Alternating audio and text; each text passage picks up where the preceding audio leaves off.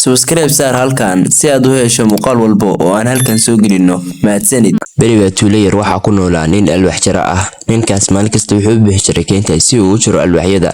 maalin maalmaha ka mid ah isagoo sidii caadada ahayd alwaaxyada ka jaraya keenta ayaa isla markiiba waqtiga ka dhacay waxna la gaaray fiidkii. maanan garanay inuu waqtigu sidaas u dheereynayo. haddii habeen la gaaray dhibaato weyn ayaan galayaa ee waa inaan xaafadeeda aadaa. kii ayaana go'aansaday inay gurigiisa ku laabto balse si lama filaan ah ayaa roob xoogan u bilaamaday. goormuu roobkana yimaaday waxaan u baahanahay inaan hoos istaago geed ilaa uu roobku ka istaagayo. ninkii ayaana wuxuu hoos galay geed si uu roobka uga gabado. ninkii ayaana wuxuu maqlay codad argagax leh. codadkan maxay yihiin? maanta waxay u muuqataa inaan dhibaato weyn galayo. roobkii markuu istaagay ninkii ayaa go'aansaday inuu ku laabto gurigiisa. markaas ayuu dareemay in qof daba socdo wuxuuna go'aansaday inuu dib u jeesto si uu u eego laakiin qofna muusan arkin wuxuuna sii watay socodkiisa. ninkii ayaana aad u baqay wuxuuna mar kale eegay gadaal si uu u arko wax daba socda balse cidna muusan arkin wuxuuna sii watay socodkiisa. Berijo maxaad sameynaysaa? halkee baad u socotaa gacaliye?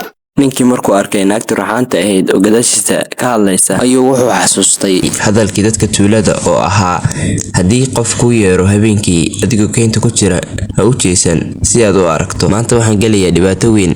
wixii dhacaa ha dhaceene anigu mar dambe ma eegayo gadaal. markaas ayuu horey u dhaqaaqay isagoo u socday xaafadiisa. balse waxaa si lama filaan ah u cirsatay naagtii saaxirada ahayd. Joe ayaana wuxuu dareemayay cabsi aad u daran. wada maxaan sameeyaa niyow? naagtan si uga baxsada waa inaan qorshe keenaa si aan uga baxsado naagtan saaxirada ah. Berijo waxaan ku sugaya waqti dheer, maantana lagama yaabo inaad iga baxsato. waan ku cuni doonaa maanta. marwa waan ku baryayaa iska kaya cafi, xaaskayga ayaa i sugaysa, ma rabo inaan dhinto.